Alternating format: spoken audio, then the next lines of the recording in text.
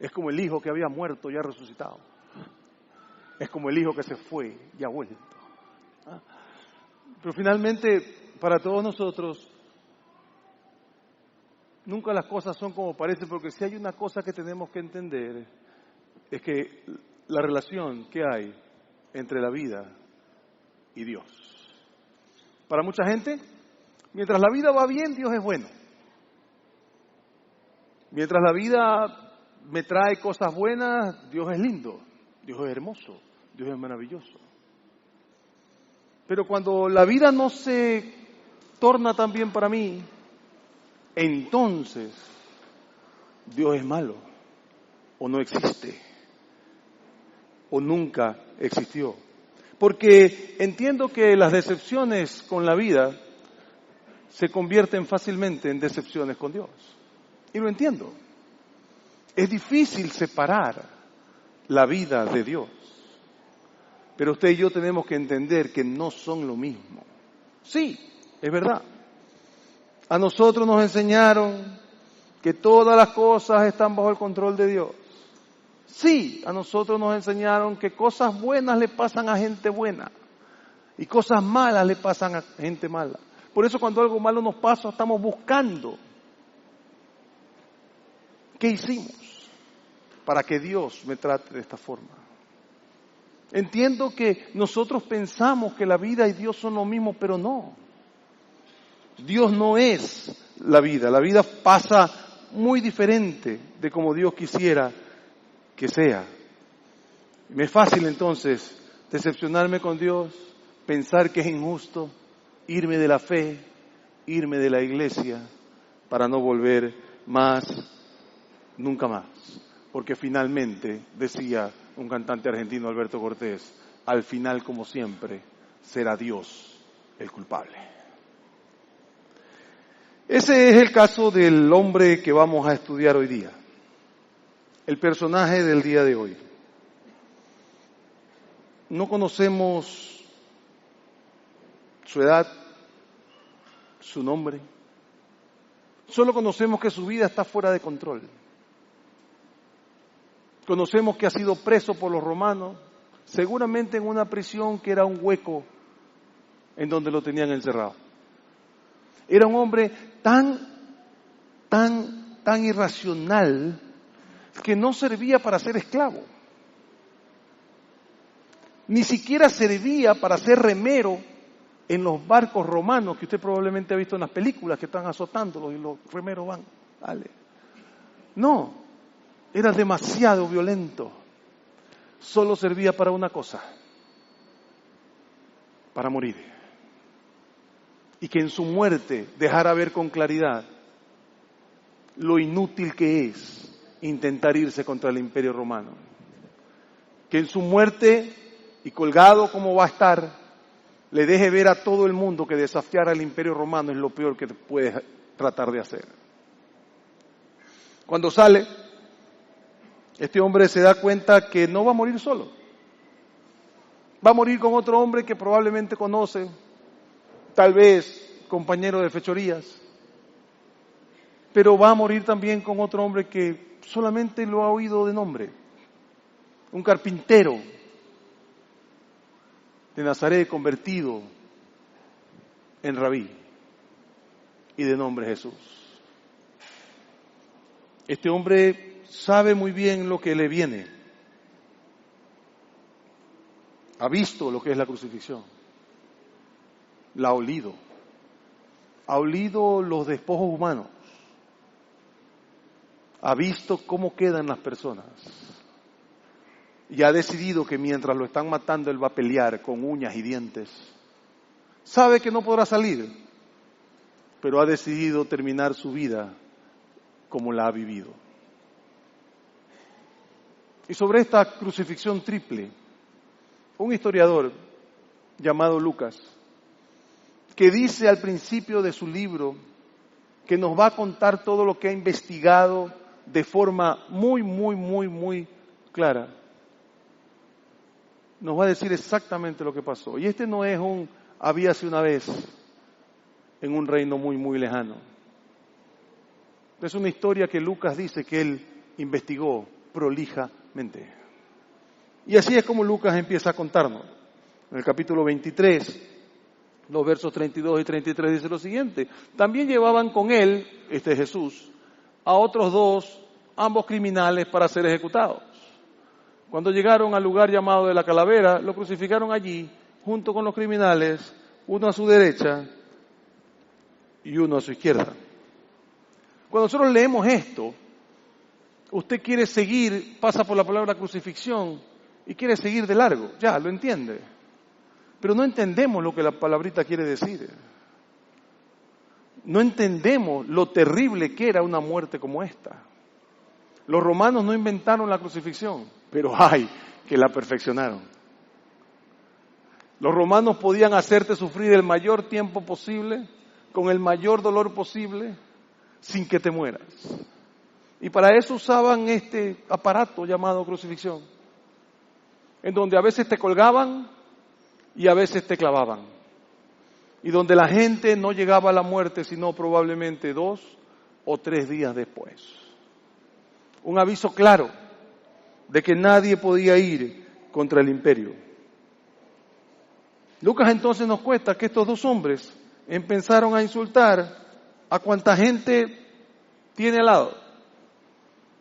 Porque lo que pasaba en crucifixión no era solamente el dolor, era también las burlas de la gente. El hecho de que te estabas muriendo.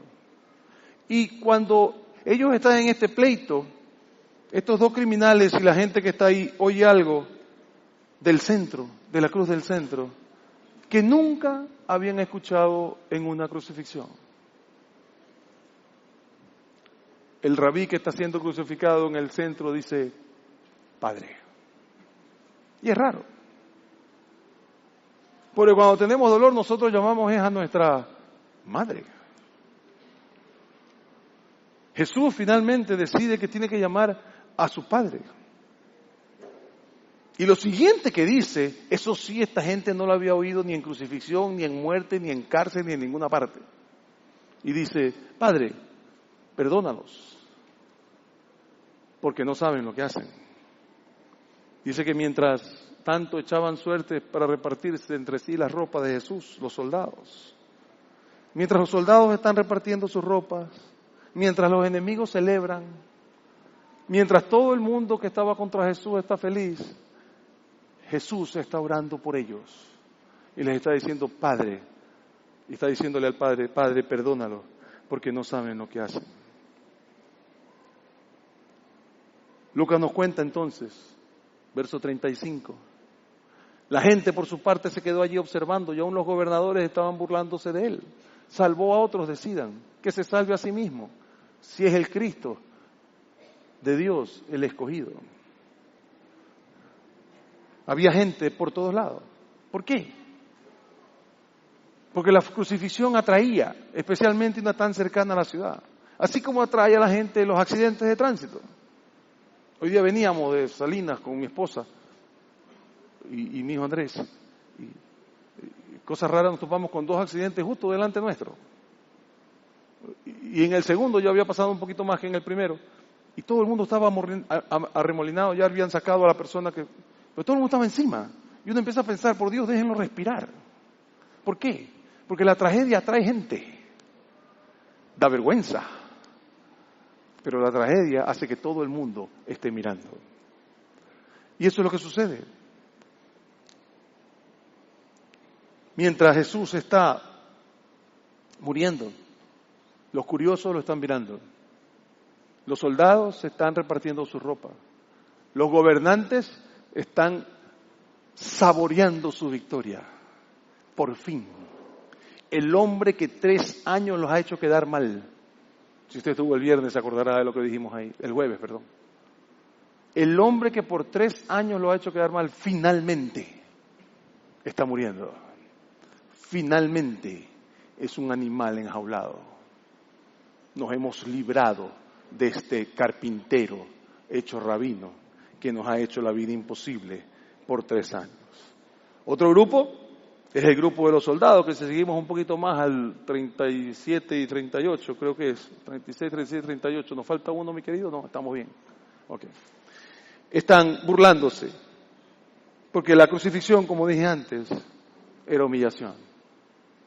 Y el verso siguiente nos dice que Pilato ha hecho poner encima de Jesús, encima de la cruz, un letrero que decía, Rey de los judíos. Rey de los judíos. Y ese letrero era la forma de Pilato de decir, cualquiera que se crea rey, una cruz es lo que le espera. Y era una burla para todos los que creían los judíos. Finalmente, están los dos ladrones, uno a su izquierda y otro a su derecha. Y Mateo nos dice que los dos empezaron a burlarse de él.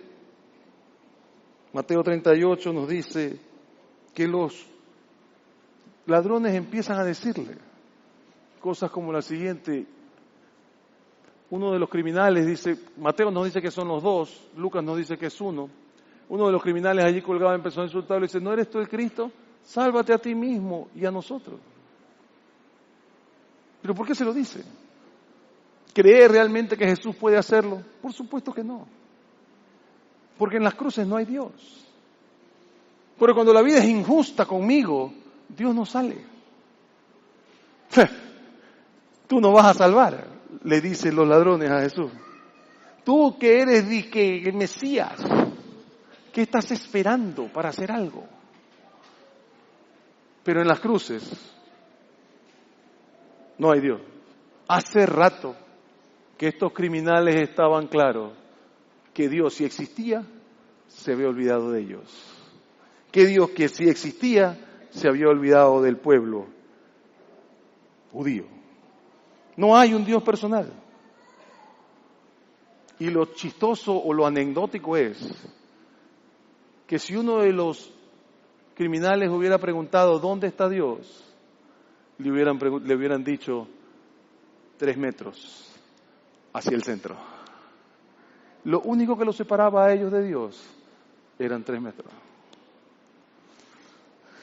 Sin embargo, lo que ellos pensaban que la vida les había hecho, les evitaba mirar cualquier cosa que hubiera sucedido. En medio de todo esto, en medio de este dolor, de esta vergüenza, de esta terrible cosa que está pasando, de esta situación que hemos leído y leído y leído una y mil veces, y que ya hemos perdido la posibilidad de asombro, es cuando oyen al Mesías, a Jesús, decir lo siguiente, verso 40. El otro criminal le reprendió, el criminal primero, ni siquiera tienes temor de Dios, aunque sufres la misma condena. De repente, sin más ni más. El ladrón al que le llamamos el ladrón bueno, para separarlo del otro, tiene un momento de sapiencia. Y dice, espera un ratito. Si un hombre que está sufriendo lo que nosotros estamos sufriendo, y a pesar de eso, sigue pensando que Dios existe, es que hay una posibilidad de que sea real. Si un hombre puede estar sufriendo injustamente y sin embargo pensar que Dios no lo ha abandonado, es porque hay alguna esperanza. Y entonces es cuando entendemos que Él entiende que Jesús no está sacando conclusiones acerca de Dios basado en la forma en que la vida y otros lo tratan a Él. Y es que eso es lo que nosotros hacemos. Nosotros sacamos conclusiones acerca de Dios de acuerdo a cómo otras personas nos tratan o como la Biblia, o como la vida nos trata. Nosotros sacamos conclusiones de cómo es Dios según si alguien religioso me ha tratado bien o mal. Nosotros sacamos conclusiones acerca de Dios si pensamos que la vida es justa o no. Y ahí está.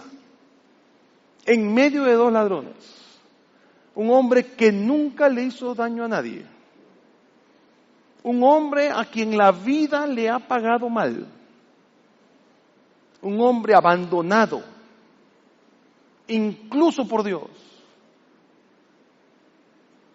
Y este hombre se niega a abandonar su fe. En el verso 41 se nos dice que el ladrón dice, en nuestro caso, el castigo es justo, pues sufrimos lo que merecen nuestros delitos. Este, en cambio, no ha hecho nada malo. Él empieza a entender, él empieza a darse cuenta que el letrero no está mal. El letrero que dice Rey de los Judíos está bien. Este hombre, llevado al máximo del sufrimiento, al máximo de la injusticia, sigue manteniendo su fe y su razón de haber venido. Y es que no puede haber duda que si un hombre inocente que sufre injustamente puede mantener su fe en Dios, entonces, ¿cuánto más uno que es culpable para quien hay justificación por su sufrimiento? Si yo no he hecho nada y sin embargo estoy sufriendo y puedo mantener mi fe en Dios, quiere decir que hay una esperanza. Cuando usted sufre injustamente, incluso cuando sufre justamente, y eso le está diciendo a usted, no hay Dios, acuérdese de la cruz. Acuérdese de la cruz. Y que le quede claro, Jesús no tomó atajos. Jesús no iba a un restaurante y decía, oye, por si acaso, yo Jesús, dame la mesa de la esquina. No, aquí está mi tarjeta. Dios, no. Jesús sufrió exactamente y peor que nosotros muchas cosas. Nunca usó el ser Dios para ninguna ventaja. Y en estos momentos de su vida está sufriendo. Todos lo han abandonado. Y entonces, en medio de ese sufrimiento, el ladrón entiende. No hay posibilidad que un hombre sufra injustamente y siga pensando que Dios existe si este hombre no es el Mesías. Y la última conversación de Jesús en este mundo es de lo más interesante, porque es una conversación no con un hombre bueno, no con un hombre justo, sino con un ladrón que le pide, y usted lo ha leído 1000 veces, esto. Luego dijo, Jesús, acuérdate de mí cuando vengas en tu reino. Y las últimas palabras de Jesús antes de morir y de entregar su cuerpo al Señor, palabras dirigidas a este ladrón, a este hombre violento que no servía ni para ser esclavo, solo servía para morir, son estas: te aseguro que hoy estarás conmigo en el paraíso. En las cruces no se ofrece paraíso. Y no estamos hablando, conste, de Señor, de ahora en adelante me voy a portar bien, así que, porque eso no lo podía prometer. Él no iba a bajar sino muerto. Señor, mira, me arrepiento y créeme que de ahora en adelante voy a... No. Lo único a que él se podía acoger, el ladrón me refiero, era a la gracia y a la misericordia de Dios. Porque su vida no iba a cambiar un ápice después de este pedido de misericordia. Lo único que pasaría para él después de este pedido de misericordia era la muerte. Y sin embargo, Jesús se lo concede por gracia, por misericordia. Jesús le dice, sí, hoy estarás conmigo en el paraíso. ¿Y por qué? Porque es que lo que te pasa en la vida no siempre refleja lo que Dios piensa de ti. Lo que te pasa en la vida no siempre es lo que Dios quiere para ti. Porque la vida y Dios no son lo mismo. Porque nosotros no estamos viviendo una vida como Él quisiera. Jesús le deja ver al ladrón bueno, mi amor para ti no se refleja en lo que estás viviendo. Yo no soy tu experiencia, soy vida. Y esto es lo que Lucas dice que sucede en los versos 44 y en adelante. Dice, desde el mediodía y hasta la media tarde, toda la tierra quedó sumida en oscuridad. El sol se ocultó y la cortina del santuario del templo se rasgó en dos. 3 horas pasó Dios el Padre cobrándole a Jesús todos nuestros pecados. 3 horas en que tuvo que haber oscuridad, porque si alguien ve lo que sufre Jesús no lo hubieran podido ni creer. Y terminadas esas 3 horas, el velo del templo, que protegía el lugar santísimo, un lugar donde solamente podía ir el sumo sacerdote, que mostraba la separación entre Dios y el pecador, se rasga en 2, de arriba abajo. Señal inequívoca que ahora la puerta para entrar a Dios se llama Jesús.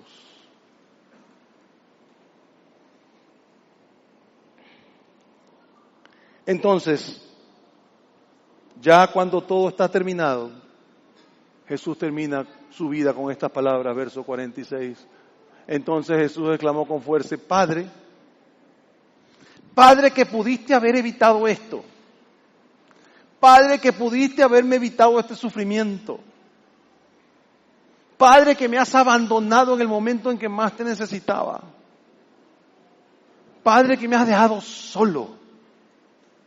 Padre, porque sigo confiando que tú sabes más que yo. Porque sigo confiando que lo que estoy haciendo es importante para nosotros.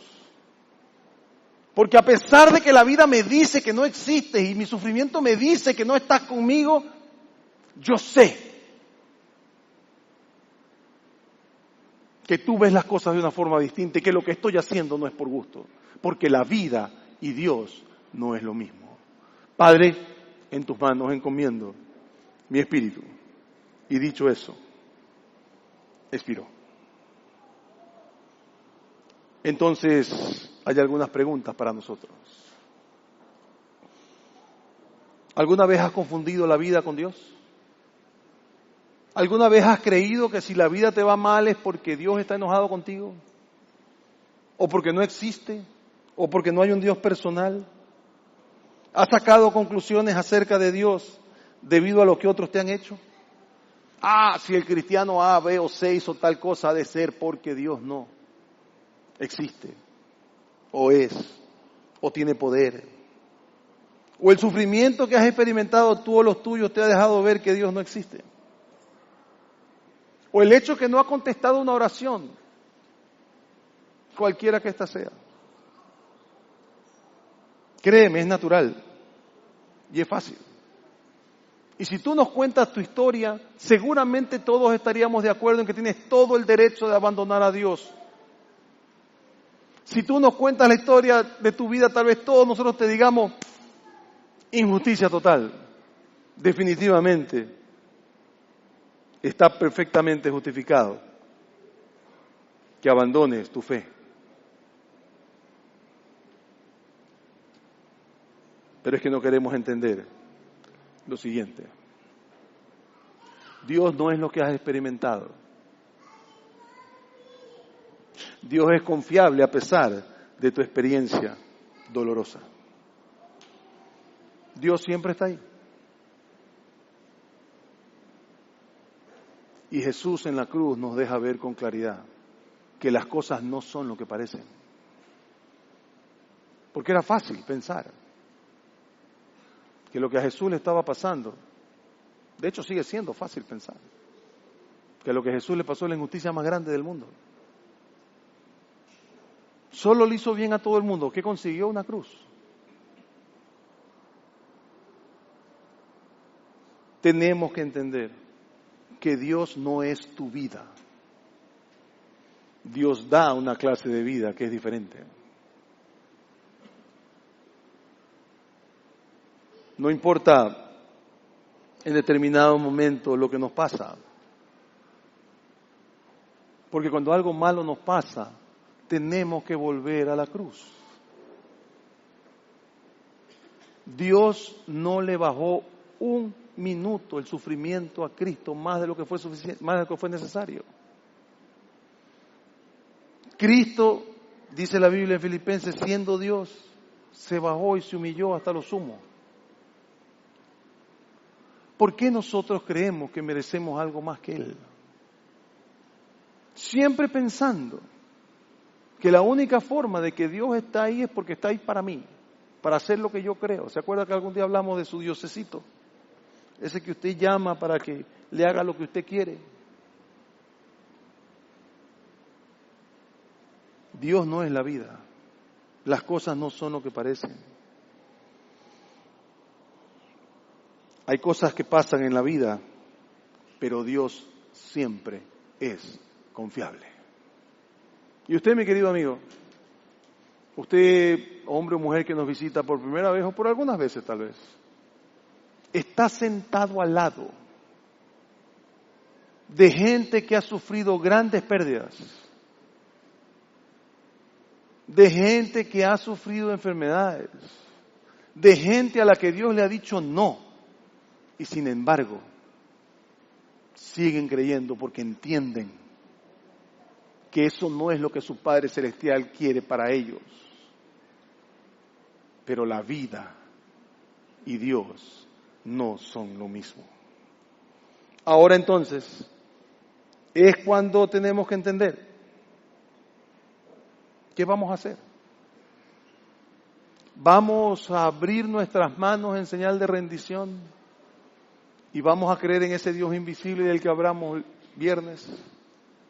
¿O vamos a cerrar nuestros puños y vamos a decir, no, no puede ser así, no lo quiero así, debe ser como yo quiero? ¿Qué voy a hacer? Voy a agarrar mis manos y no voy a dejar salir nada de mi dolor, nada de mi frustración, nada de todo aquello que me hace daño. O voy a decidir en un momento de rendición abrir mis manos y decirle, Señor, aquí estoy. Porque finalmente, rencor tiene que terminar en rendición. No hay otra forma de vivir. No hay otra manera de ver la vida. El desafío es simplemente entonces entender que o te rindes para vivir de una forma diferente, o vas a seguir por la vida pensando, creyendo que de alguna forma vas a poder lograr lo que no se puede lograr si no te rindes. Ay, Andrés, yo he hecho tantas cosas, he vivido tantas tragedias, he perdido tanto, pero gracias a ese sufrimiento yo me tengo ganado el cielo. No. Es que por todo lo que he sufrido yo no puedo creer en Dios. No.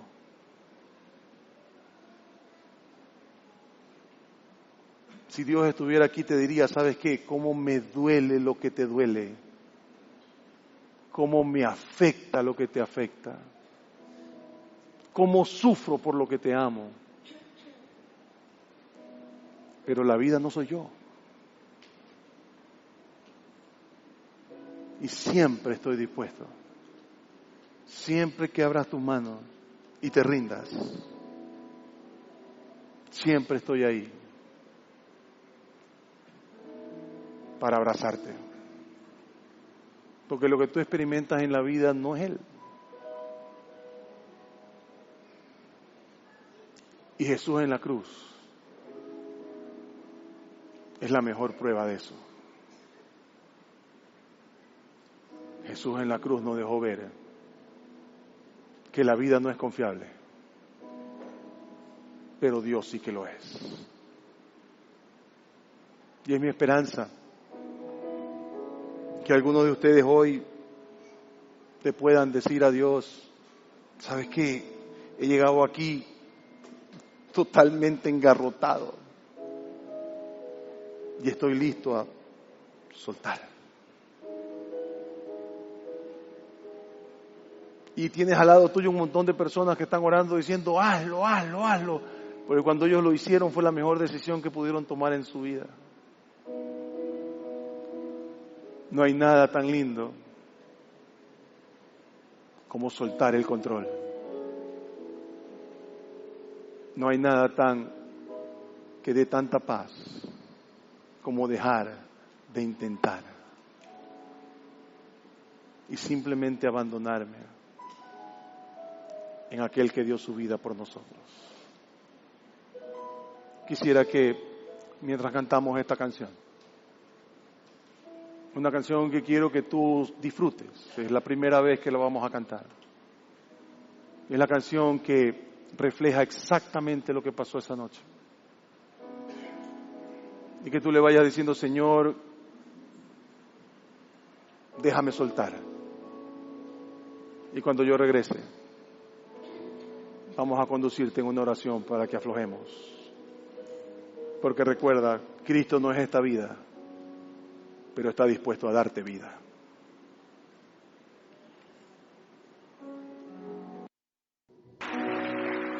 Ore conmigo. Ore conmigo. Y dígale al Señor, Padre, gracias. Porque hoy podemos celebrar lo que dice esta canción. Arrestaste a la muerte y mi vida empezó. Y si usted ahí, orando con sus ojos cerrados,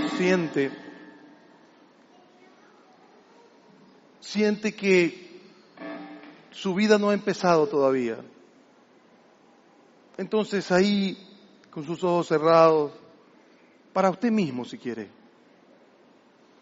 dígale al Señor, Padre, hoy te quiero pedir perdón por mis pecados. Te quiero aceptar como mi Señor y mi Salvador. Quiero que mi vida empiece hoy. Te doy gracias por morir por mí en la cruz.